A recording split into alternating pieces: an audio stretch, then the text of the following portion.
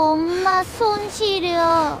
쌍둥이 중 한 아이가 떨며 말하자 여자는 허리에 감은 끈을 더 세게 당기고 폐지 리어카를 끌어올렸습니다. 산처럼 쌓인 폐지 더미, 살에 파고드는 겨울바람, 그리고 비틀거리며 따라가는 두 아이. 여자가 고개를 드는 순간 나는 그대로 얼어붙었습니다. 7년 전 내 손으로 내쫓았던 그 며느리의 얼굴이 거기 서 있었고 그 옆에는 내 아들과 똑같은 눈을 가진 쌍둥이 손주들이 나를 올려다보고 있었습니다. 그날 나는 시장 한복판에서 무너져 내리듯 울었습니다. 도대체 이들 모자를 이렇게 만든 진짜 이유는 무엇일까요? 오늘 이야기 시작 전 구독과 좋아요로 응원해주세요. 여러분의 하루가 늘 평안하고 따뜻하길 바라겠습니다. 오늘의 사연 시작합니다. 12월 저녁 어스름이 내려앉은 시장 골목에 찬바람이 불어왔습니다. 강영호는 저녁장을 보러 나온 길에 천천히 걸음을 옮기고 있었습니다. 그때 앞에서 폐지가 가득 실린 리어카를 끄는 젊은 여인의 뒷모습이 눈에 들어왔습니다. 여인의 양옆에서는 두 남자아이가 리어카 바퀴 소리에 맞춰 보폭을 맞추고 있었습니다. 엄마, 너무 무거우니까 천천히 가요. 우리가 같이 밀어드릴게요. 아이 중 한 명이 엄마를 걱정하며 말했습니다. 그래, 엄마. 우리도 힘이 세졌으니까 도와드릴 수 있어요. 다른 아이도 리어카 뒤편으로 가서 손을 얹었습니다. 강영호는 그 광경을 보며 걸음을 멈췄습니다. 아이들의 걸음걸이와 목소리가 어딘가 낯익었습니다. 특히 우리가 도와드릴게요라고 말하는 아이의 억양이 마음을 흔들었습니다. 저 아이들의 말투가 왜 이렇게 익숙하지? 강영호는 머릿속에서 어떤 기억이 스치는 것을 느꼈습니다. 7년 전 어린 시절 아들이 아버지, 제가 도와드릴게요라고 말하던 그 목소리와 너무나 닮아 있었습니다. 리어카를 끄는 여인과 아이들은 점점 멀어져 갔지만 강영호는 그 자리에서 한참 동안 서 있었습니다. 가슴 한구석에서 설명할 수 없는 떨림이 일어났습니다. 강영호는 집으로 돌아와 거실 소파에 주저앉았습니다. 벽에 걸린 아들의 영정사진이 눈에 들어왔습니다. 갑자기 7년 전 아들의 장례식장에서 있었던 일이 떠올랐습니다. 신우이가 흥분한 목소리로 말했던 장면이 생생하게 기억났습니다. 오빠, 저 여자 봐요. 남편이 죽자마자 보험회사에 전화하고 있어요. 돈만 생각하는 거 아니에요? 그게 정말이냐? 강영호가 차갑게 물었던 순간이 떠올랐습니다. 네, 제가 직접 들었어요. 보험금이 얼마나 나오는지 물어보고 있더라고요. 참 뻔뻔하지 않아요? 그때 며느리는 눈물을 흘리며 해명하려 했었습니다. 아버님, 그게 아니에요. 장례 비용이 없어서. 하지만 강영호는 며느리의 말을 끝까지 듣지 않았습니다. 다시는 이 집 문턱을 밟지 마라. 우리 가족 행세하지 말고 당장 나가라. 강영호는 그날의 기억을 떠올리며 고개를 떨었습니다. 내가 너무 성급했던 게 아닐까? 한편 시내 한 구석 반지하 새방에서는 서연이 작은 식탁에 앉아 있었습니다. 민준과 민수가 숙제를 하는 모습을 지켜보고 있었습니다. 서연은 오늘 폐지를 팔아서 받은 돈을 세어보았습니다. 손바닥만한 지갑에서 구겨진 10,000원짜리 몇 장이 나왔습니다. 이걸로는 아이들 학원비와 어머니 병원비 둘 다는 안 되겠구나. 서연은 깊은 한숨을 쉬었습니다. 친정 어머니가 계신 요양병원에서 어제 전화가 왔었습니다. 이번 달 병원비가 밀렸다는 연락이었습니다. 엄마. 민준이 연필을 멈추고 서연을 바라보았습니다. 왜 민준아? 아빠가 살아계셨으면 엄마가 이렇게 힘들지 않았을 텐데. 내가 빨리 커서 엄마 도와드릴게요. 민준의 말에 서연의 가슴이 미어졌습니다. 갑자기 7년 전 시댁에서 쫓겨나던 날이 떠올랐습니다. 시아버지의 차가운 목소리가 귓가에 맴돌았습니다. 다시는 이 집 문턱을 밟지 마라. 그때는 아이들이 어려서 상황을 이해하지 못했지만 이제는 달랐습니다. 아이들이 자신 때문에 고생한다는 것을 알고 있었습니다. 민준아, 그런 말 하지 마. 엄마는 괜찮아. 우리 함께 있는 것만으로도 행복해. 서연이 민준의 머리를 쓰다듬으며 말했습니다. 정말요, 엄마? 민수도 고개를 들어 물었습니다. 그럼 정말이야. 우리 민준이 민수가 있어서 엄마는 힘이 나는 거야. 강영호는 거실에서 아들의 영정사진을 바라보며 무릎을 꿇었습니다. 성민아, 아버지가 잘못했구나. 내 아내와 아이들을. 내가 너무 성급하게 판단했던 게 아닐까? 영정사진 속 아들은 환한 미소를 짓고 있었습니다. 그 미소가 오늘 본 아이들의 모습과 겹쳐 보였습니다. 만약에, 정말 만약에 신우이가 잘못 생각했던 거라면 나는 손주들을 7년 동안 외면해온 셈이구나. 강영호의 목소리가 떨렸습니다. 다음 날 새벽 5시 강영호는 잠에서 깨어 창문을 바라보았습니다. 저 멀리 한 여인이 두 아이와 함께 리어카를 끌고 나가는 모습이 보였습니다. 어제 본 그 가족이었습니다. 강영호는 충동적으로 외투를 걸치고 밖으로 나갔습니다. 엄마, 힘내요. 우리가 도울게요. 그래, 엄마. 우리도 이제 중학생이니까 더 많이 도와드릴 수 있어요. 아이들이 리어카를 뒤에서 밀어주며 말하는 소리가 들려왔습니다. 강영호는 그 목소리를 들으며 가슴이 뜨거워지는 것을 느꼈습니다. 아들이 어렸을 때 자신을 도우려 했던 모습이 그대로 떠올랐습니다. 시장에 도착해서 강영호는 멀찍이 떨어져 서연 가족을 지켜보았습니다. 리어카가 너무 무거워 서연이 고생하는 모습이 보였습니다. 민수가 엄마 뒤로 가서 리어카를 밀어주고 있었습니다. 엄마, 제가 더 세게 밀어드릴게요. 고마워, 민수야. 우리 아들이 이렇게 착하니까 엄마가 힘이 나지. 강영호는 그 모습을 보며 눈시울이 붉어졌습니다. 어린 시절 아들이 자신을 도우려 했던 그 효심 깊은 마음이 고스란히 느껴졌습니다. 강영호는 무심한 척 지나가면서도 발걸음을 늦췄습니다. 혹시 아이들의 얼굴을 더 자세히 볼 수 있을까 했습니다. 서연은 리어카를 정리하다가 주변을 둘러보았습니다. 어제부터 자신들 주변을 서성이는 노인이 있다는 것을 눈치챘습니다. 하지만 그 노인의 눈빛에서는 따뜻함이 느껴졌습니다. 위협적이지 않았고 오히려 걱정스러운 시선이었습니다. 저분, 왜 계속 우리를 보고 계실까? 서연은 문득 돌아가신 시어머니를 떠올렸습니다. 시어머니는 항상 자신을 따뜻하게 대해 주었습니다. 그분의 눈빛과 비슷한 느낌이었습니다. 그날 밤 강영호는 회사 창고에서 폐지 정리 작업을 하고 있었습니다. 창고에 쌓여 있는 상자들을 정리하면서 문득 멈춰섰습니다.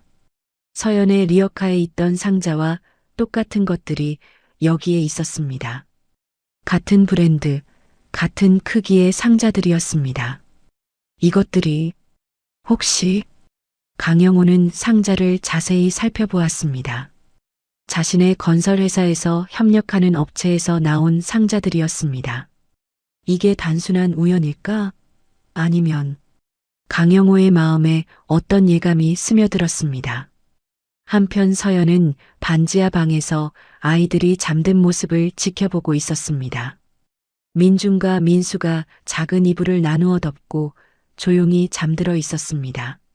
서연은 창밖을 바라보며 오늘 하루를 떠올렸습니다. 시장에서 본 그 노인의 뒷모습이 자꾸 머릿속에 떠올랐습니다. 왜 저분이 이렇게 신경 쓰일까? 갑자기 7년 전 시댁에서의 마지막 밤이 떠올랐습니다. 시아버지가 아이들을 한 번도 보려 하지 않고 차갑게 등을 돌렸던 그날이었습니다. 그때도 지금처럼 추운 12월이었습니다. 서연의 눈에서 조용히 눈물이 흘러내렸습니다. 그리움과 원망이 동시에 가슴을 눌렀습니다. 성민아, 당신이 보고 싶어? 아이들이 이렇게 자라고 있는데 당신 아버지는 여전히 우리를 외면하고 계셔. 서연은 조용히 중얼거리며 눈물을 닦았습니다. 이틀 후 오후 강영호는 신우이가 운영하는 작은 카페를 찾았습니다. 평소 같으면 연락도 없이 찾아오는 일이 없었는데 오늘은 달랐습니다. 오빠, 갑자기 웬일이세요? 커피 드릴까요?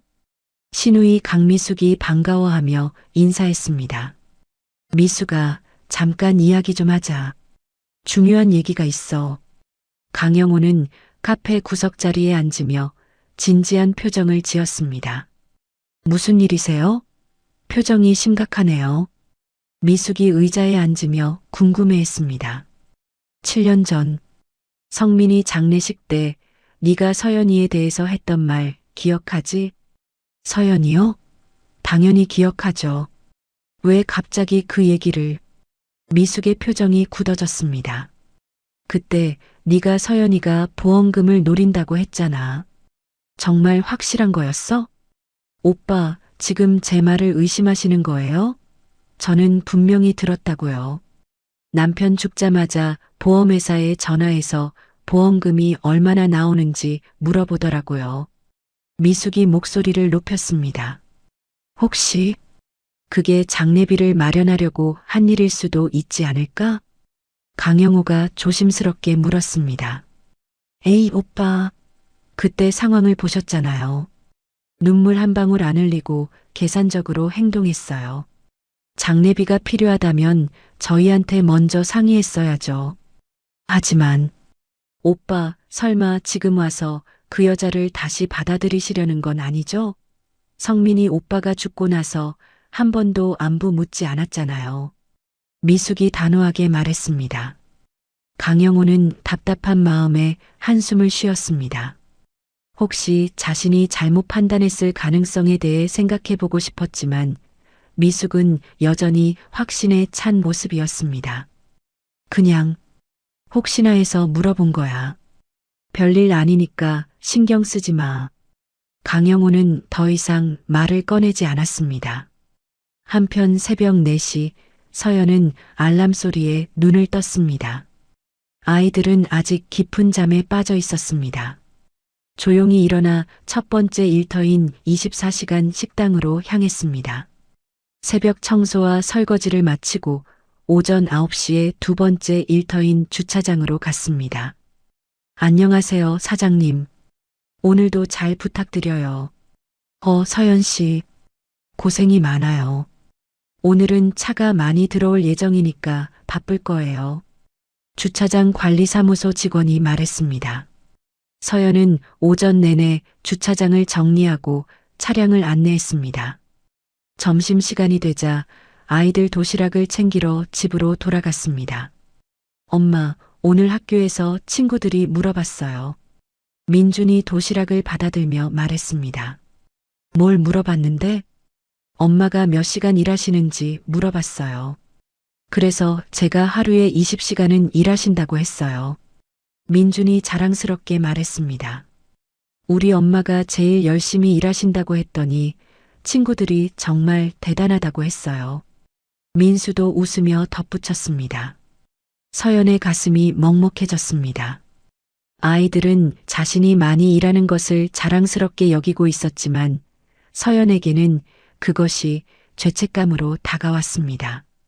내가 아이들에게 이런 가난을 물려줬구나. 다른 집 아이들은 엄마가 이렇게 고생하지 않는데. 서연은 억지로 미소를 지으며 말했습니다. 그래, 엄마가 열심히 일해서 우리 민준이 민수가 좋은 중학교 들어갈 수 있게 준비하고 있어. 오후에는 폐지 수거를 위해 리어카를 끌고 나갔습니다. 아이들은 학교에 있는 시간이라 혼자 일할 수 있었습니다. 그런데 오늘도 어제처럼 그 노인이 멀찍이서 지켜보고 있었습니다. 강영호는 서연이 무거운 리어카를 끌고 가는 모습을 보며 마음이 아팠습니다. 중간중간 허리를 붙잡고 아파하는 모습이 보였습니다. 저렇게 힘들어하는데 정말 돈만 밝히는 사람이었을까? 강영호는 점점 의구심이 커졌습니다. 서연이 잠깐 쉬면서 리어카 정리를 하고 있을 때 강영호는 조금 더 가까이 다가갔습니다.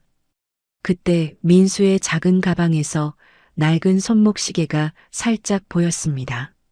강영호는 그 시계를 보는 순간 온몸이 굳었습니다. 그것은 7년 전 아들 성민에게 대학 졸업 선물로 준 그 시계와 같아 보였습니다.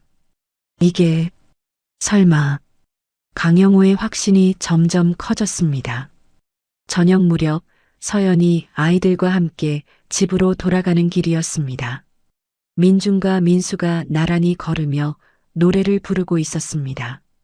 산토끼 토끼야 어디를 가느냐 깡충깡충 뛰면서 어디를 가느냐. 강영호는 그 노래를 듣는 순간 온몸에 소름이 돋았습니다. 그것은 자신이 어린 시절 아들 성민에게 매일 밤 불러주던 자장가였습니다. 아빠가 가르쳐준 노래야, 맞지? 민수가 민준에게 말했습니다. 응, 아빠가 우리 어릴 때 맨날 불러주셨지. 그때는 우리가 잠들 때까지 불러주셨는데. 민준이 그리운 듯 말했습니다. 강영호의 심장이 빠르게 뛰기 시작했습니다. 이제 확실했습니다. 저 아이들은 분명히 자신의 손주들이었습니다. 그날 밤 서연의 휴대폰이 울렸습니다. 요양병원에서 온 전화였습니다. 안녕하세요, 서연 보호자님. 어머님 병원비 건으로 연락드렸어요. 네, 말씀하세요. 서연의 목소리가 떨렸습니다. 이번 달 병원비가 아직 납부되지 않았는데요. 내일까지 납부하지 않으시면 퇴원 절차를 밟아야 할 것 같습니다. 네, 내일까지요? 조금만 더 기다려 주실 수 없나요? 죄송해요. 이미 한 달 넘게 밀린 상황이라서요. 다른 방법을 찾아보시거나 가족분들께 도움을 요청해 보세요. 전화를 끊고 난 서연은 벽에 기대어 주저앉았습니다. 비상금으로 모아둔 돈마저 털어야 하는 상황이었습니다. 그러면 다음 달 집세를 낼 수 없게 됩니다. 어떻게 하지? 정말 어떻게 해야 하지? 한편 강영호는 회사 사무실에서 금고를 열고 있었습니다. 그 안에는 며느리와 손주들이라고 적힌 적금 통장이 들어 있었습니다.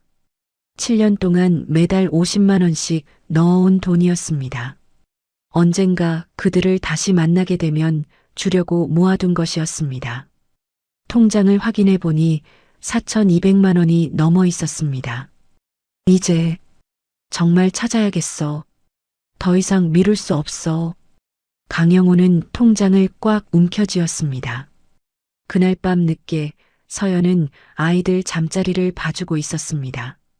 엄마, 우리 언제쯤 넓은 집에서 살 수 있을까요? 민수가 이불을 덮으며 물었습니다. 그러게. 민수야. 엄마가 더 열심히 일해서 좋은 집으로 이사 가자. 서연은 대답했지만 마음이 무거웠습니다. 엄마, 저희가 중학교 가면 아르바이트도 할 수 있잖아요. 그럼 엄마 일 도와드릴게요. 민준이 말했습니다. 아니야, 민준아. 너희들은 공부만 하면 돼. 엄마가 알아서 할 테니까 걱정하지 마. 하지만 서연은 속으로 절망감을 느꼈습니다. 아무리 열심히 일해도 나아지지 않는 현실이 답답했습니다. 내가 너무 무능한 걸까? 아이들에게 이런 살밖에 줄 수 없는 걸까? 서연은 잠들지 못하고 천장을 바라보았습니다. 다음 날 아침 강영호는 결심을 굳혔습니다. 동네 복지관에 전화를 걸었습니다. 안녕하세요. 혹시 어려운 가정을 도울 수 있는 방법이 있을까요? 네, 후원이나 봉사활동 말씀하시는 건가요? 네, 특별히 한부모 가정을 도와보고 싶어서요. 그러시다면 저희 복지사와 상담받아 보시는 게 좋겠어요. 김현주 선생님께 연결해 드릴게요. 강영호는 김현주와 만날 약속을 잡았습니다. 이제 본격적으로 서연 가족에게 다가갈 방법을 찾기로 했습니다. 다음 날 오후 서연은 폐지 수거를 마치고 집으로 돌아오는 길이었습니다. 반지하 건물 입구에 빨간색으로 된 큰 공문이 붙어 있는 것을 발견했습니다. 재개발 조합 철거 예고 공문이라는 제목이 눈에 들어왔습니다. 서연은 급히 다가가서 공문을 읽기 시작했습니다. 본 건물은 재개발 사업 구역 내 위치하며 2주 후부터 단계적 철거에 들어갈 예정입니다. 해당 건물 거주자는 지정된 기한 내에 이주하시기 바랍니다. 서연의 손이 떨리기 시작했습니다. 2주 후라고? 서연은 다시 한번 공문을 읽어봤지만 내용은 같았습니다. 머릿속이 하얗게 변했습니다. 급히 집으로 들어가서 집주인에게 전화를 걸었습니다. 여보세요, 사장님? 저 서연인데요. 건물 입구에 철거 공문이 붙어 있던데. 하지만 전화는 계속 연결되지 않았습니다. 여러 번 시도해봐도 마찬가지였습니다. 이상하다. 왜 전화를 안 받으시지? 서연은 불안한 마음에 건물주가 운영하는 사무실로 직접 찾아갔습니다. 하지만 사무실 문은 굳게 닫혀 있었고 옆 상가 사장이 말했습니다. 아, 그분이요? 3일 전부터 안 보였어요.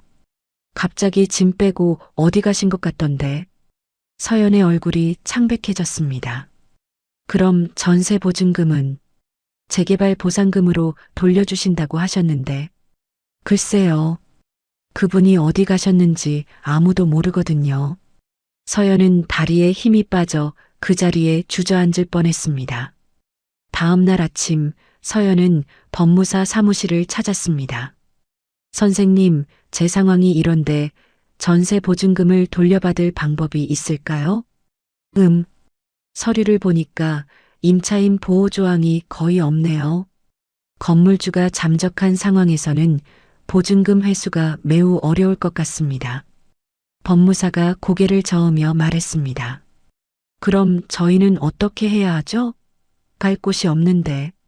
재개발 조합에 임시 거주 지원을 신청해 보시거나 구청에 긴급주거 지원을 요청해 보세요. 하지만 시간이 오래 걸릴 수 있어요. 서연은 절망감에 빠졌습니다. 법무사 사무실을 나온 서연은 바로 동네 부동산으로 향했습니다. 사장님, 혹시 보증금 500만 원 정도로 들어갈 수 있는 집 있나요? 아이들 둘이랑 살 수 있는 곳으로요. 부동산 중개사가 고개를 저었습니다. 요즘 500만 원으로는 고시원도 어려워요. 아이들까지 있으시면 최소 1,500만 원은 있어야 원룸이라도 구할 수 있을 거예요. 1,500만 원이요? 그럼 저희는 좀 더 외곽 지역으로 나가시면 조금 싸긴 하겠지만 그래도 1,000만 원은 필요할 거예요. 서연은 막막함에 빠졌습니다. 현재 가진 돈으로는 어디든 갈 수 없는 상황이었습니다. 같은 시각 강영호는 동네 복지관을 찾았습니다. 김현주 사회복지사와 약속된 만남이었습니다. 안녕하세요. 전화로 연락드린 강영호입니다. 네, 반갑습니다. 후원에 관심을 가져주셔서 감사해요. 어떤 종류의 도움을 원하시나요? 김현주가 친근하게 맞이했습니다. 특별히 어려운 한부모 가정을 도와보고 싶습니다. 익명으로 지원하고 싶은데 그런 가정이 있나요? 아, 그렇다면 정말 도움이 필요한 가정이 있어요. 한서연 씨라는 분인데 12세 쌍둥이를 혼자 키우고 계세요. 김현주가 즉시 서연을 떠올렸습니다. 어떤 상황인가요? 남편을 일찍 여의고 혼자서 4가지 일을 하며 아이들을 키우고 계세요. 그런데 이번에 재개발로 집까지 잃게 생겼어요. 강영호의 가슴이 뛰었습니다. 바로 자신이 찾던 가족이었습니다. 그분을 도울 수 있는 방법이 있을까요? 일단 제가 그분께 찾아가서 긴급 지원에 대해 상담해 드릴게요. 후원자분께서는 어떤 도움을 주실 계획이신가요? 생활비든 주거비든 필요한 만큼 지원하고 싶습니다. 단, 제 신원은 밝히고 싶지 않아요. 알겠습니다. 내일 당장 찾아가 보겠습니다. 그날 오후 김현주가 서연의 집을 찾았습니다. 서연 씨, 안녕하세요. 복지관 김현주입니다. 아, 선생님. 무슨 일로 오셨어요? 서연이 반갑게 맞았습니다. 긴급 주거 지원에 대해 상담드리러 왔어요. 재개발로 어려움을 겪고 계신다고 들었거든요.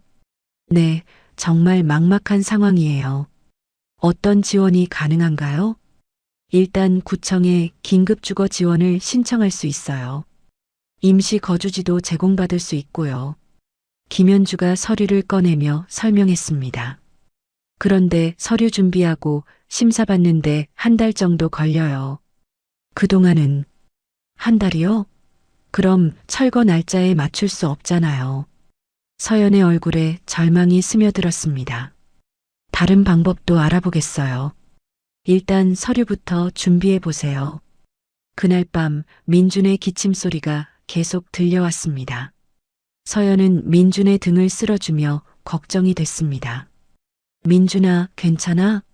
기침이 너무 심하네. 기침이 자꾸 나와요, 엄마. 목이 아파요. 병원에 가야겠는데. 내일 가보자, 알았지? 하지만 서연은 속으로 고민했습니다. 병원비가 부담스러운 상황이었습니다. 결국 다음 날 약국에서 감기약만 사왔습니다. 이거 드시고 좀 나아지나 보세요. 안 나아지면 그때 병원 가기로 해요. 하지만 며칠이 지나도 민준의 기침은 나아지지 않았습니다. 오히려 더 심해지는 것 같았습니다. 일주일 후 서연이 집에 돌아오니 문 앞에 큰 상자들이 놓여 있었습니다. 쌀 20kg, 김치, 라면, 그리고 아이들 겨울옷이 들어 있었습니다. 작은 쪽지도 함께 있었습니다. 어려운 시기에 조금이나마 도움이 되길 바랍니다. 다른 도움이 필요하시면 복지관으로 연락 주세요. 익명의 이웃.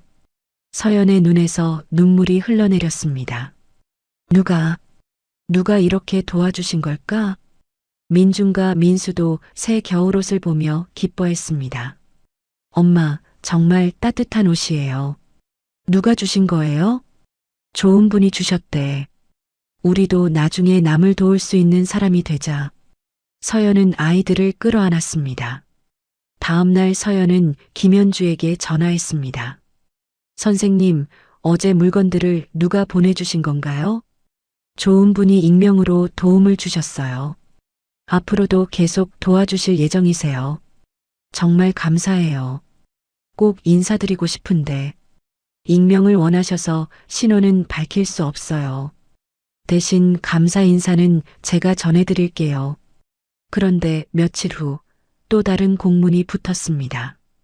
철거 일정이 일주일 더 앞당겨진다는 내용이었습니다.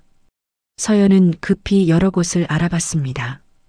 고시원, 원룸, 심지어 쪽방까지 문의해봤지만 모두 같은 답변이었습니다. 보증금이 부족해서 안 돼요. 아이들까지 있으면 받기 어려워요. 최소 1,000만 원은 있어야 해요. 서연은 점점 절망에 빠져갔습니다. 한편 강영호는 회사에서 충격적인 사실을 알게 됐습니다. 사장님, 이번 재개발 사업 협력업체 명단입니다. 직원이 서류를 가져왔습니다. 그 서류에서 강영호는 자신의 건설회사 이름을 발견했습니다.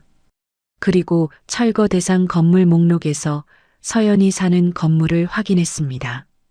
이게 설마 강영호는 서연이 사는 건물이 1차 철거 대상이라는 사실에 충격을 받았습니다. 과장, 이 건물 철거 일정이 언제야? 다음 주 화요일 예정입니다. 가장 먼저 철거하기로 했어요. 강영호의 가슴이 철렁 내려앉았습니다. 그날 밤 서연은 아이들 앞에서 용기를 내어 말했습니다. 민준아, 민수야. 엄마가 할 말이 있어. 뭔데요, 엄마? 우리 곧 이사 가게 됐어. 정말요? 어디로요? 민수가 기대에 찬 목소리로 물었습니다. 그건 조금 더 알아보고 있어. 좋은 곳으로 가게 될 거야. 하지만 서연은 구체적인 계획이 전혀 없었습니다. 그저 기적이 일어나기만을 간절히 기도할 뿐이었습니다. 그날 밤 서연은 잠들지 못하고 천장을 바라봤습니다. 일주일 안에 어떻게 해야 하지? 정말 길거리에 나앉게 되는 건 아닐까? 절망적인 생각들이 머릿속을 맴돌았습니다. 철거 예고 3일 후 강영호는 더 이상 망설일 수 없었습니다. 복지관으로 향하는 발걸음이 평소보다 빨랐습니다. 김현주 사회복지사 사무실 문을 두드렸습니다. 선생님, 급하게 다시 찾아뵙게 됐습니다. 무슨 일이세요?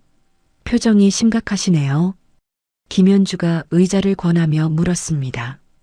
지난번에 말씀드린 한서연 씨 가족 말인데 철거 일정이 언제라고 하셨죠? 다음 주 화요일이요. 왜요?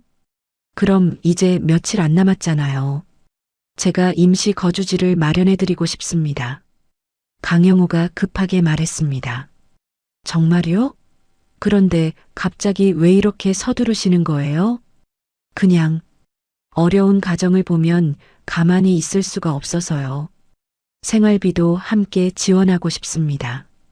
얼마나 지원하실 계획이세요? 필요한 만큼 다요. 아이들이 안정적으로 살 수 있을 정도로 말입니다. 김현주는 강영호의 진심을 느꼈습니다. 그의 눈빛에서 간절함이 느껴졌습니다. 알겠습니다. 제가 서연 씨에게 연락해 보겠어요. 정말 감사합니다. 내일이라도 당장 만나볼 수 있을까요? 시간이 얼마 남지 않았잖아요. 네, 바로 연락드려 보겠습니다. 김현주가 전화를 걸었습니다. 서연 씨, 안녕하세요. 좋은 소식이 있어요. 후원자분이 임시 거주지를 마련해 주실 수 있다고 하셔서요. 전화 너머로 서연의 놀란 목소리가 들렸습니다. 정말요? 그런데 갑자기 그런 큰 도움을 주신다니 믿어지지 않아요.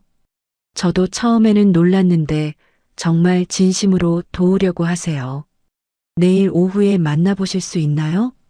네, 만나보겠습니다. 정말 감사해요. 전화를 끊고 김현주가 말했습니다. 내일 오후 2시에 복지관에서 만나기로 했어요. 고맙습니다. 정말 감사해요. 강영호의 얼굴에 안도의 표정이 스며들었습니다. 한편 서연은 전화를 끊고 난 후 복잡한 심정이었습니다. 갑자기 이런 큰 도움을, 세상에 그런 분이 정말 계실까? 아이들에게 소식을 전했습니다. 민준아, 민수야. 엄마가 좋은 소식이 있어. 뭔데요, 엄마? 민수가 기대에 찬 눈으로 물었습니다. 좋은 분이 우리를 도와주신대. 새 집도 구해주시고 생활비도 도와주신다는구나. 정말요? 그럼 우리 안 쫓겨나는 거예요? 민준이 기뻐하며 물었습니다. 그래, 내일 그분을 만나보기로 했어. 정말 고마운 분이야. 하지만 서연은 마음 한구석에 의구심도 있었습니다. 세상에 그런 큰 도움을 아무 조건 없이 주는 사람이 있을까 하는 생각이 들었습니다. 다음 날 오전 강영호는 시장을 거닐고 있었습니다. 혹시 민준과 민수를 만날 수 있을까 해서였습니다. 마침 아이들이 주말이라 엄마 심부름을 나온 모습이 보였습니다. 어묵가게 앞을 지나면서 민수가 따뜻한 김이 모락모락 나는 어묵을 바라보며 침을 꼴깍 삼켰습니다. 형, 냄새 좋다. 민준도 어묵을 아쉬운 듯 바라봤지만 아이들은 곧 서로를 한번 쳐다보고는 고개를 돌리고 발걸음을 옮겼습니다. 돈이 없다는 걸 둘 다 너무 잘 알고 있는 눈치였습니다. 그 모습을 보며 강영호의 가슴이 저려왔습니다. 결국 그는 더는 외면하지 못하고 아이들에게 다가갔습니다. 아이들 안녕. 어묵 먹고 싶은 것 같은데 아저씨가 사줄까? 갑작스러운 말에 민준이 경계하듯 손을 저었습니다. 아, 안녕하세요. 괜찮아요, 저희는. 하지만 강영호는 이미 어묵 장수에게 다가가 있었습니다. 사장님, 어묵이랑 군만두도 좀 주세요. 김이 피어오르는 어묵 국물 냄새 속에서 아이들은 결국 젓가락을 들고 한 입씩 베어 물었습니다. 학교는 재밌어? 몇 학년이니? 저희는 6학년이에요. 내년에 중학교 들어가요. 그래, 중학교 가면 뭐가 되고 싶어? 민주는 잠시 생각하다 진지하게 대답했습니다. 저는 의사가 되고 싶어요.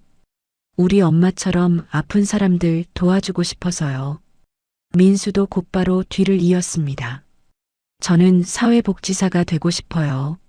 엄마 같은 분들 도와주는 사람이요. 아이들의 순수한 대답에 강영호의 가슴이 뜨거워졌습니다. 정말 훌륭한 꿈이네. 엄마가 참 자랑스러우시겠다. 네. 엄마가 진짜 대단하세요. 아빠 돌아가신 뒤에도 할머니 병원비 보내느라 밤낮 없이 일하세요. 할머니 병원비까지? 네. 친할머니가 요양병원에 계시거든요. 엄마가 매달 돈 보내요. 엄마 진짜 효녀예요. 강영호는 그 말을 듣는 순간 눈시울이 뜨거워지는 것을 느꼈습니다. 자신이 들었던 신우이의 말과는 정반대의 현실이 아이들의 입을 통해 또렷하게 증언되고 있었습니다. 그때 멀리서 서연이 시장 골목을 가로질러 오는 모습이 보였습니다. 민준아, 민수야, 어디 있었어? 다급하게 아이들을 찾는 목소리는 7년 전 영안실 앞 복도에서 그가 마지막으로 들었던 며느리의 목소리와 하나도 다르지 않았습니다. 아이들 앞으로 다가와 숨을 고르던 서연은 자연스럽게 고개를 들었습니다. 그리고 그 순간 그녀의 몸이 굳었습니다. 시장 한복판 아이들 옆에 서 있는 노인. 7년 전 아들 장례식장에서 마지막으로 마주쳤던 그 얼굴. 눈가의 주름은 더 깊어졌지만 무표정 속에 숨겨진 고집스러운 인매와 시선의 결은 결코 잊을 수 없는 사람이었습니다. 아버님이다. 서연은 그 순간 깨달았습니다. 하지만 그 순간 자신의 허리춤에 묶인 리어카 끈과 낡은 옷차림, 손에 베어 있는 때가 한꺼번에 의식되었습니다. 이 모습은 보여주고 싶지 않아. 그녀는 짧게 숨을 들이킨 뒤 일부러 시선을 옆으로 돌렸습니다. 마치 처음 보는 사람인 것처럼 표정을 가다듬었습니다. 아이들에게 음식을 사주셔서 정말 감사합니다. 낯선 분께 신세를 졌네요. 정중하지만 일정한 거리를 둔 말투였습니다. 강영호는 순간 가슴이 철렁 내려앉았습니다. 얼굴이며 목소리까지 단번에 며느리라는 확신이 들었지만 서연이 눈을 피하는 모습을 보며 스스로를 다잡았습니다. 혹시 내가 잘못 본 건가 아니야 그런데 왜 아는 척을 안 하지? 아, 아니에요. 아이들이 워낙 예의가 바르더라고요. 제가 사주고 싶어서 그랬어요. 떨림을 숨기려 애쓰며 그는 대답했습니다. 서연은 정중히 고개를 숙였습니다. 그래도 감사합니다. 아이들아, 인사드려라. 감사했습니다, 아저씨. 아이들이 밝은 목소리로 인사하는 동안 서연은 다시 한번 강영호의 얼굴을 빠르게 훑어보았습니다. 그리고 마음속으로 짧게 중얼렀습니다. 지금은 아직은 모른 척하자. 이 사람도 나도 준비가 안 됐어. 그날 오후 복지관에서 김현주에게 전화가 걸려왔습니다. 서연 씨, 아까 말씀드렸던 후원자분 기억하시죠? 내일 복지관에서 만나 뵐 수 있을 것 같아요. 서연은 이미 짐작하고 있었습니다. 역시 시장에서 본 그분이겠지. 하지만 입 밖으로는 그저 네, 알겠습니다. 인사라도 제대로 드려야죠. 라고만 대답했습니다.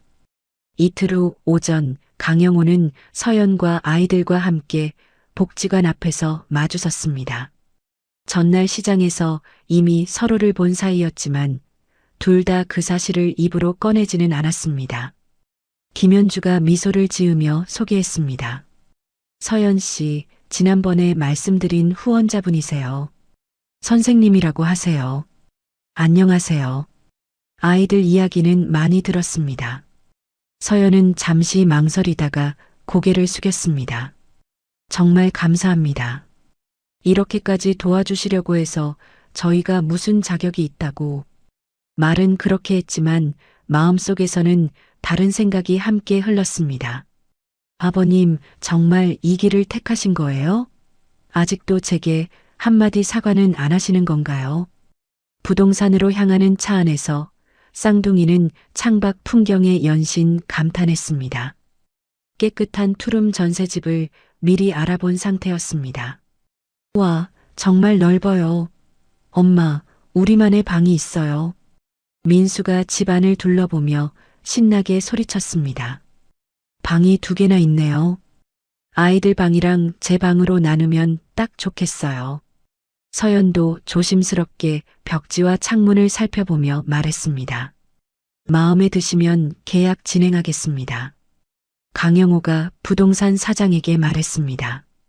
전세금이 얼마인가요? 1억 2천만 원입니다만 선생님이 모두 부담하시기로 하셨어요. 서연은 다시 한번 강영호를 바라보았습니다. 예전 같았으면 아버님이라고 불렀을 얼굴이었지만 지금은 겨우 선생님이라고 부르는 사이였습니다. 그렇게 큰 돈을 정말 괜찮으신가요? 괜찮습니다. 아이들이 안정적으로 살 수 있는 게 더 중요하니까요. 계약이 끝난 뒤 시장 식당으로 자리를 옮겼습니다. 따뜻한 된장찌개와 불고기, 계란말이, 나물 반찬들이 상에 차려졌습니다. 우와, 이렇게 많은 반찬을 한 번에 먹어본 게 정말 오래간만이에요. 맞아요. 평소에는 김치하고 계란 후라이만 먹었는데 아이들의 반응을 보며 강영호는 가슴이 벅차오르면서도 동시에 깊은 죄책감이 밀려왔습니다. 저렇게 작은 것에도 저렇게 기뻐하는데 나는 도대체 뭘 하고 있었던 거냐? 많이 먹어요. 앞으로는 이런 음식 자주 먹을 수 있을 거예요. 그의 말에 민수는 반짝이는 눈으로 물었습니다. 정말요, 선생님? 앞으로도 우리 계속 도와주실 거예요? 가능한 데까지는 계속 도와드릴 겁니다. 강영우가 답했습니다. 입 밖으로 할아버지라는 말을 꺼낼 수는 없었지만 마음속에서는 이미 그 호칭을 수없이 부르고 있었습니다. 식사 도중 서연이 조심스럽게 입을 열었습니다. 사실은 저는 7년 전에 남편을 교통사고로 잃었어요. 아이들이 5살 때였죠. 그때 장례비도 없어서 보험회사에 전화하고 여기저기 도움을 청했는데 오히려 그게 화근이 됐어요. 강영호는 젓가락을 내려놓았습니다. 그가 들었던 시누이의 말, 장례식장 복도에서 며느리를 몰아붙이던 목소리, 보험금 노린다던 단정적인 한마디가 머릿속에서 다시 떠올랐습니다. 아이들이 있어서 버틸 수 있었어요. 이 아이들 때문에 포기할 수 없었거든요. 서연이 쌍둥이를 바라보며 미소를 지었습니다. 그러나 그 미소 뒤에 얼마나 많은 밤이 눈물로 젖어 있었는지 그녀만 알고 있었습니다. 자리를 정리한 뒤 시장을 함께 걸었습니다. 강영호는 아이들에게 새 신발과 책가방을 사주었습니다. 선생님, 이런 비싼 것까지 사주시면 안 돼요. 괜찮아요. 새 집에는 새 신발 신고 새 가방 들고 들어가야지. 그때 민수가 무심코 노래를 흥얼거리기 시작했습니다. 엄마야 누나야 강변 살자. 뜰에는 반짝이는 금모래빛. 순간 강영호는 발걸음을 멈췄습니다. 그 노래는 자신이 어린 아들 성민에게 매일 불러주던 자장가였습니다. 민수야, 그 노래 어디서 배웠어? 아빠가요. 우리 어릴 때 맨날 불러주셨어요.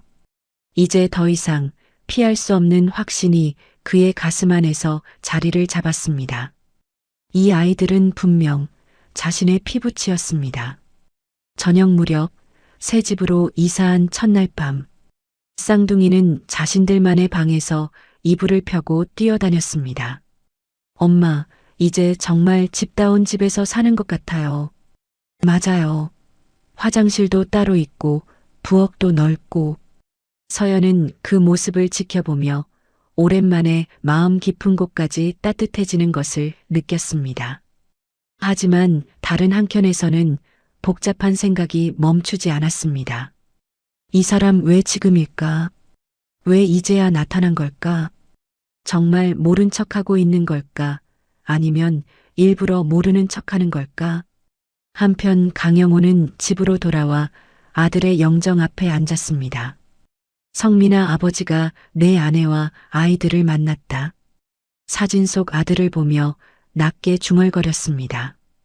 아버지가 너무 늦었지. 그래도 이제라도 내가 책임져 볼게. 그때 그의 휴대전화가 울렸습니다. 여보세요? 선생님, 저 서연이에요. 민준이가 갑자기 열이 나고 기침을 심하게 해요. 숨쉬기도 힘들어하고. 다급한 목소리였습니다. 지금 당장 갈게요. 119도 부르세요. 강영호는 차키를 집어들고 계단을 뛰어내려갔습니다. 그날 밤 11시, 새집 거실 소파 위에 누운 민준의 숨소리는 점점 거칠어지고 있었습니다. 입술은 점점 파랗게 변해갔고 숨을 들이쉴 때마다 가슴께가 심하게 들썩였습니다. 선생님, 더 빨리 갈 수는 없나요? 옆 좌석에서 서연이 떨리는 손으로 아이의 이마를 짚으며 물었습니다. 지금 최대한입니다. 조금만 버텨주렴. 강영호는 엑셀러레이터를 끝까지 밟으며 병원을 향했습니다. 종합병원 응급실에 도착하자마자 의료진이 달려나왔습니다. 민주는 곧바로 응급처치실로 옮겨졌고 산소 마스크와 링거가 연결되었습니다. 급성 폐렴이 의심됩니다. 바로 입원하셔야 할 것 같아요. 의사의 목소리는 단호했습니다. 간호사가 서연에게 서류를 내밀었습니다. 입원 수속을 위해 보호자 서명과 가족관계 증명서가 필요합니다. 서연은 다급히 가방을 뒤져 낡은 서류 봉투를 꺼냈습니다. 그 안에는 7년 전 남편의 사망 신고를 하며 떼어두었던 가족관계 증명서가 그대로 들어 있었습니다. 간호사가 서류를 넘겨보던 손이 어느 순간 멈췄습니다. 여기 보호자란에 강영호님이라고 되어 있네요. 연락 가능한가요? 순간 공기가 굳었습니다. 서연은 숨이 막히는 느낌을 받았습니다. 여태까지 애써 외면해 오던 이름이 하얀 종이 위에서 또렷하게 그녀를 마주 보고 있었습니다. 그분은 예전에 시아버지셨습니다. 지금은 연락하지 않습니다. 서연이 겨우 말을 이었습니다. 뒤에서 서류를 같이 보고 있던 강영호는 더 이상 피할 수 없다는 것을 느꼈습니다.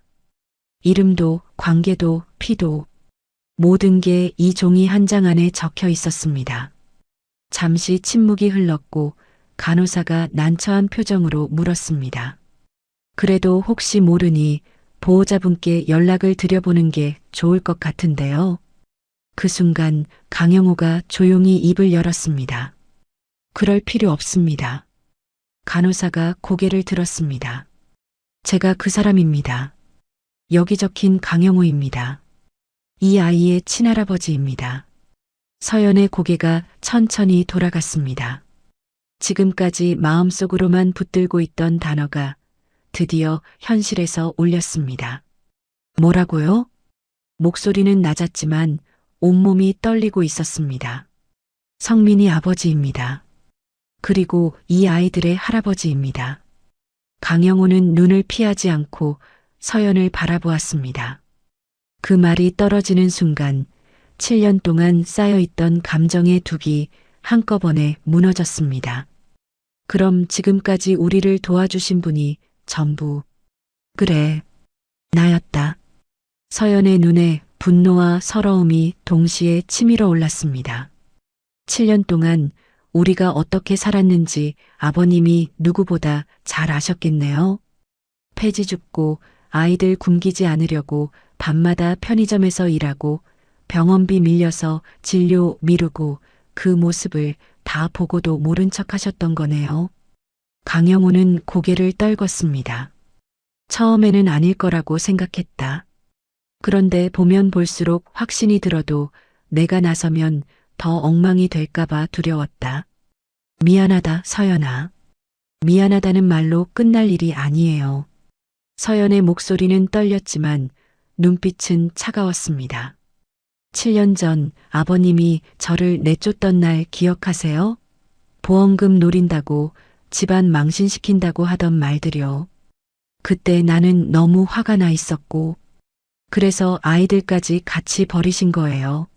남편 잃은 것만으로도 벅찼는데 시댁까지 그렇게 등을 돌리면 제가 어디에 기대고 살았어야 했죠? 복도 한가운데 하얀 형광등 아래에서 두 사람의 대화는 칼날처럼 오갔습니다. 간호사가 조심스럽게 다가와 말을 이었습니다. 지금은 우선 입원 절차부터 진행하시는 게 좋겠습니다. 비용 문제도 정리해야 하고요. 서연은 입술을 깨물었습니다. 아버님 도움은 받고 싶지 않습니다. 서연아, 지금은 민준이가 먼저야. 문틈 사이로 산소 마스크를 쓴 민준의 얼굴이 보였습니다. 작은 가슴이 숨을 들이쉴 때마다 크게 오르내렸습니다. 서연은 결국 고개를 숙였습니다. 아이를 위해서만 받겠습니다. 나중에 제가 갚겠습니다. 그렇게 하지 않아도 된다.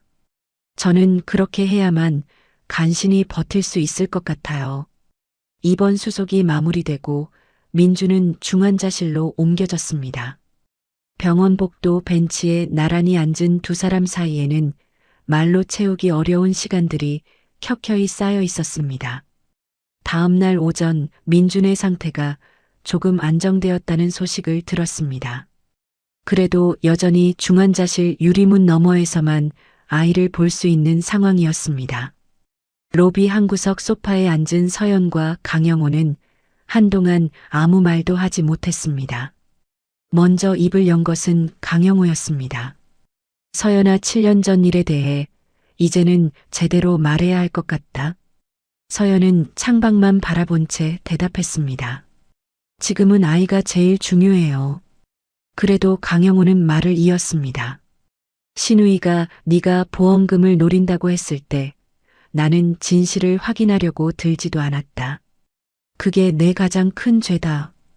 그날 저는 장례비가 없어서 보험회사에 전화한 것뿐이었어요. 서연의 목소리는 담담했지만 손등은 하얗게 힘이 들어가 있었습니다. 병원비도 밀려 있고 장례식장 비용도 없었어요. 누구라도 그 상황이면 보험이라도 먼저 처리하려고 하지 않았을까요? 알고 있다. 이제는 안다. 그때 내 말을 끝까지 들었어야 했다. 강영호가 깊게 고개를 숙였습니다.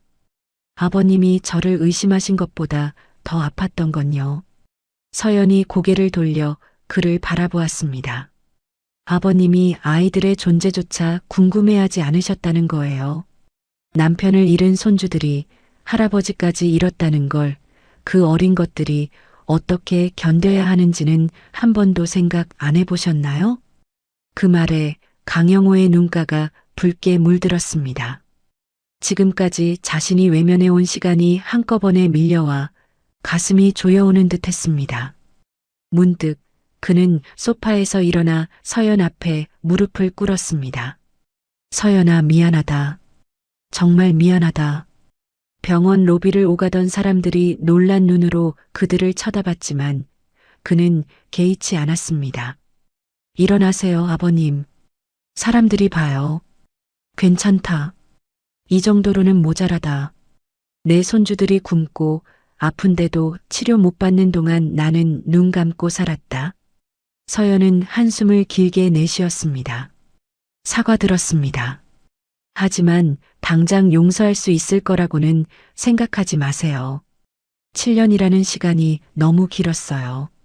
그때 병실 쪽에서 민수가 어른거리는 모습이 보였습니다. 엄마, 할아버지 어디 계세요? 서연은 잠시 망설이다가 손짓했습니다. 여기 민수야. 민수는 로비로 다가와 눈이 붉어진 강영호를 바라봤습니다. 할아버지, 왜 울고 계세요? 어디 아프세요? 강영호는 서둘러 눈물을 닦았습니다. 아니야, 민수야. 할아버지는 괜찮아. 서연이 조용히 말했습니다. 민수야, 사실 그동안 우리 도와주신 선생님이 너희 친할아버지셔. 민수의 눈이 커졌습니다. 정말요? 그럼 우리 진짜 할아버지 생긴 거예요? 강영호는 그 말을 듣는 순간 가슴 한복판이 뜨겁게 타오르는 것 같았습니다. 그래, 할아버지가 너희 할아버지다. 민수는 순간 주저하다가 이내 활짝 웃었습니다. 할아버지, 그럼 이제 우리도 할아버지 있는 거예요? 좋다. 아이의 순수한 반응을 보며 서연의 마음은 더 복잡해졌습니다. 아이들에게는 할아버지가 필요하지. 내가 가진 상처와는 별개로 아이들을 위해서라도 관계를 완전히 끊을 수는 없을 것 같아요. 서연이 조용히 말했습니다. 당장 예전처럼 가족이라고 부를 수는 없지만 아이들이 할아버지를 알아갈 시간은 주고 싶어요. 강영호는 고개를 끄덕였습니다. 그것만으로도 고맙다. 서연아. 대신 제가 하나 분명히 할 건 있어요. 서연이 단호하게 말을 이었습니다. 아이들이 상처받는 일은 2번 다시 없게 해주세요. 그게 지켜지지 않으면 그땐 정말 끝입니다. 알겠다. 강영호는 짧게 대답했지만 그 말 안에는 지난 7년을 통째로 되돌려도 모자랄 각오가 담겨 있었습니다. 그날 밤 강영호는 병실에서 잠든 민준의 손을 조용히 잡았습니다. 작은 손이 자신의 거친 손 안에 쏙 들어왔습니다. 성민아. 유리창 너머 어두운 하늘을 보며 속삭였습니다. 너한테 할 말이 너무 많다. 하지만 지금은 내 아이들부터 살려내야겠다. 한편 집에 홀로 남은 서연은 오랜만에 아이들이 없는 빈 방에서 창밖을 바라보고 있었습니다. 새로 이사 온 집, 갑자기 나타난 후원자, 그리고 정체를 드러낸 시아버지. 정말 이 사람이 우리 인생에 다시 들어와도 되는 걸까? 여전히 마음 한가운데에는 상처가 깊이 남아 있었지만 그 상처 사이사이로 아주 작은 희망이 조심스럽게 스며들고 있었습니다. 민준의 퇴원 후 2주가 지났습니다. 강영호는 약속대로 매주 주말마다 아이들을 만나고 있었습니다. 이번 주말에도 강영호는 민준과 민수를 데리고 공원에 나왔습니다. 할아버지, 우리 아빠는 어떤 분이셨어요? 민준이 벤치에 앉아 궁금해하며 물었습니다. 너희 아빠는 정말 착한 사람이었어. 어릴 때부터 할아버지 말씀을 잘 들었지. 강영호가 따뜻하게 말했습니다. 너희 나이 때는 할아버지가 힘들어하면 항상 도와주려고 했어. 민준이 민수가 엄마 도와드리는 것처럼 말이야. 정말요? 그럼 우리가 아빠 닮은 거예요? 민수가 기뻐하며 물었습니다. 그럼 많이 닮았어. 착한 마음도 효심도 모두 아빠 닮았어. 강영호는 아이들에게 아버지의 어린 시절 이야기를 들려주며 시간을 보냈습니다. 한편 서연은 강영호가 아이들과 시간을 보내는 모습을 지켜보며 조금씩 마음을 열어가고 있었습니다. 진심으로 아이들을 사랑하는 모습이 느껴졌습니다. 아이들이 할아버지를 정말 좋아해요. 서연이 강영호에게 말했습니다. 나도 아이들이 너무 예뻐. 내가 놓친 시간들이 아쉬워. 그래도 이제라도 만났잖아요. 서연은 여전히 아버님이라는 호칭을 사용했지만 예전보다 훨씬 부드러워진 목소리였습니다. 어느 날 시누이 미숙이 서연을 찾아왔습니다. 얼굴이 많이 상해 보였습니다. 서연아, 미숙이 서연을 보자마자 무릎을 꿇었습니다. 언니, 일어나세요. 무슨, 서연아, 정말 미안해. 내가 7년 전에 거짓말을 했어. 미숙이 눈물을 흘리며 말했습니다. 네가 보험금을 노린다고 한 건 모두 거짓말이었어. 그때 나는 네가 미워서 오빠를 차지하고 싶어서 그런 말을 했어. 서연은 충격을 받았습니다. 언니가 왜? 내가 가족을 해체시켰어. 내 거짓말 때문에 너와 아이들이 7년 동안 고생했어. 미숙이 계속 울면서 사과했습니다. 서연은 오랫동안 말없이 미숙을 바라봤습니다. 7년간 쌓인 원망이 한순간에 밀려왔습니다. 언니, 저는 그때 정말 힘들었어요. 알아. 정말 미안해. 어떻게 용서를 구해야 할지도 모르겠어. 서연은 깊은 고민에 빠졌습니다.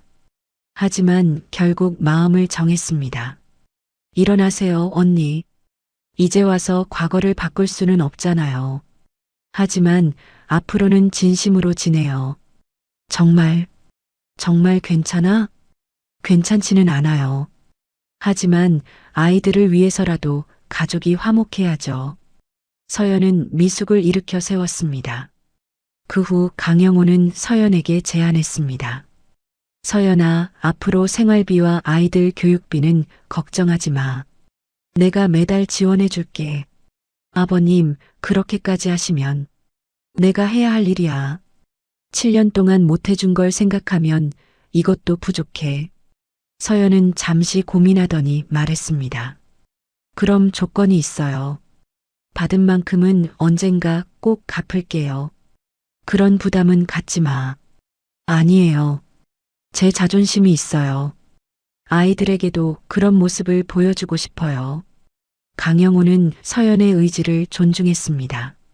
몇 달 후 서연은 새로운 도전을 시작했습니다. 야간 방송대학 사회복지학과에 입학한 것입니다. 엄마, 공부하시느라 힘드시죠? 민준이 걱정스럽게 물었습니다. 괜찮아. 엄마도 꿈이 있거든. 나중에 엄마 같은 사람들을 도와주고 싶어. 서연은 공부와 함께 강영호가 설립한 한부모 가정 지원센터에서 일을 시작했습니다. 자신과 같은 처지의 가정들을 상담하고 도와주는 일이었습니다. 이분이 바로 제가 말씀드린 한서연 상담사님이세요. 센터장이 새로 온 내담자에게 소개했습니다. 안녕하세요. 저도 혼자 아이를 키운 경험이 있어서 마음을 이해해요. 서연은 자신의 경험을 바탕으로 많은 사람들에게 도움을 주었습니다. 민준과 민수도 새로운 환경에 잘 적응했습니다. 새 학교에서 친구들을 많이 사귀었습니다. 할아버지, 오늘 학교에서 발표를 잘했다고 선생님이 칭찬해 주셨어요. 민수가 자랑스럽게 말했습니다. 우리 민수가 대단하네. 할아버지도 자랑스러워. 강영호는 아이들과 보내는 시간이 가장 행복했습니다. 6개월 후 아들 성민의 기일이 돌아왔습니다. 이번에는 네 식구가 함께 성묘를 갔습니다. 성민아, 아버지가 이제 내 가족을 잘 보살피고 있어. 강영호가 묘비 앞에서 조용히 말했습니다. 아빠, 저희 잘 살고 있어요. 할아버지가 정말 잘해주세요. 민준이 아버지 묘에 인사했습니다. 서연도 무릎을 꿇고 말했습니다. 여보, 아이들이 아빠를 정말 많이 그리워해요. 하지만 이제는 할아버지가 계셔서 든든해요. 그날 저녁 강영호의 집에서 함께 저녁을 먹었습니다. 따뜻한 가족의 시간이었습니다. 할아버지, 우리 이제 진짜 가족인 거죠? 민준이 강영호에게 물었습니다.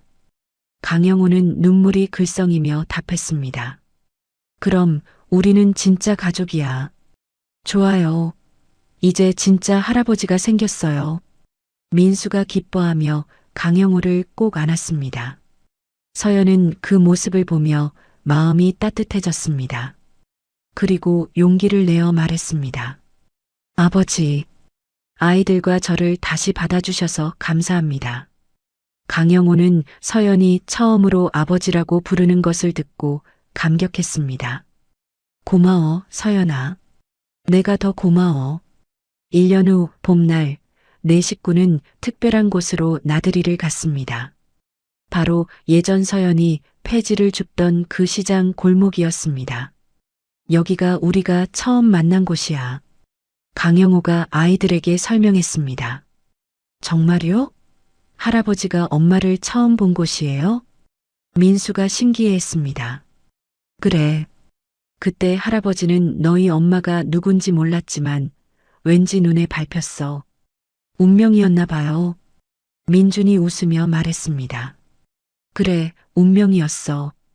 우리가 다시 가족이 될 운명인 거야. 그들은 그 자리에서 가족 사진을 찍었습니다. 7년 만에 완성된 진정한 가족의 모습이었습니다. 정말 기적 같아요. 서연이 중얼거렸습니다. 그래, 기적이야. 잃어버린 7년을 되찾은 기적이지. 강영우가 답했습니다. 내 식구는 손을 잡고 시장 골목을 천천히 걸었습니다. 새로운 시작을 향해 걸어가는 진정한 가족의 모습이었습니다. 태양이 따뜻하게 비추는 봄날, 그들의 새로운 이야기가 시작되었습니다. 7년이라는 긴 시간 동안 오해와 편견으로 갈라진 가족이 운명 같은 만남을 통해 다시 하나가 되는 이야기였습니다. 신우이의 거짓말 한마디가 만든 상처는 깊었지만 진실한 사과와 용서를 통해 치유될 수 있었습니다.